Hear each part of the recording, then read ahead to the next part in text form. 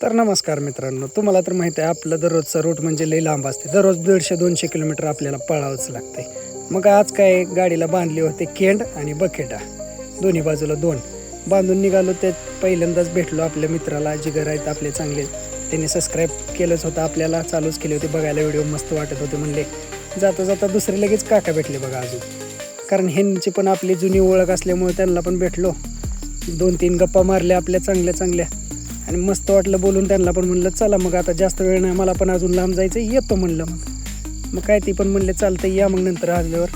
मग काय गेलो, जाता जाता लागलं बा टुनल. मस्तपैकी वरनं मालगाडी चालली होती आणि मी खालनं भुयारातून चाललो होतो. वाटत होतं जणू काय सिटीतच आलो आहे बघा. तुम्हाला पण माहीत असलं फक्त सिटीतच असते का नाही.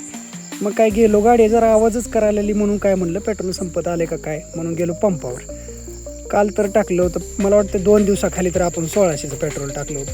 गाडीची टाकी अर्धी असताना पण गाडी जरा प्रॉब्लेम काढायला म्हणून डबल पेट्रोल आज टाकलं बघा, अजून 700 रुपयाचं. मग काय त्या बाबाला पण सांगितलं बाबा करपाट दिवशी 700 रुपयाचं काय प्रॉब्लेम आहे कळेल तरी मला गाडीचा. मग काय 700चं टाकलं. मग काय टाकी तोंडालाच आली, बरोबर फुल भरली होती. आयला जाता जाता मान एवढी दुखायला आली का नाही भयंकर, कारण सगळं रस्त्याला खड्डं बघा, नुसतं खड्डं. मान दुखायला आली, जाबून दुखायला आली बघा मान. मग काय जाऊ दे म्हणलं, आता करावं तर लागलंच आपल्याला दिवसभर. मग काय गेलो आपल्या नेक्स्ट विजिटला. साहेब मेडिकलचे जेवतच होते, त्यांना भेटलो आपलं.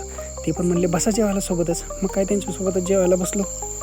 पटापटा जेवण उरकून आपल्याला अजून पुढे जायचं होतं म्हणून त्यांना पण जास्त वेळ नाही घालवला. जेवण करून पडदेशी डबा पॅक करून निघालो आपल्या पुढच्या कामासाठी लगेच. मग काय मस्तपैकी झालं जेवण, तर निघालो पुढच्या रूटला. आयला ह्या रूटला आल्यावर तर असं वाटायला जणू काय जैसलमेरला चालू आहे, राजस्थानमधलं. तुम्हाला तर माहिती आहे जैसलमेरला सगळीकडे असंच दिसते, फक्त इथं जरा झाड आहे ती, नाही तर सगळं वाळवंटासारखं दिसलं असतं. नंतर काय दिवस मावळत आलता, सूर्य तर गेलाच होता. मग जाता जाता घेतला आपल्याला, एकाला लिफ्ट दिली, ती म्हणजे होता मित्राचंच आजोबा, ज्यांना आम्ही अण्णा म्हणतो. अण्णाला दिली लिफ्ट, आणलं मस्तपैकी. बोलत गप्पा मारत आलो आम्ही दोघंजण गावापर्यंत आणि घरी आल्यावर बघतो तर काय अजित आला होता. अजित पण आला होता भावाला भेटायला. मग काय म्हणलं उद्याचा तर संडे चांगलाच जाणार आहे आपला, एन्जॉयबल करणार आहे, सगळे मिळून एन्जॉय करू म्हणलं. चला तर मित्रांनो, आजचा व्हिडिओ कसा वाटला तुम्हाला, लाईक कमेंट शेअर करा मित्रांनो, नुसतं बघू नका, करा.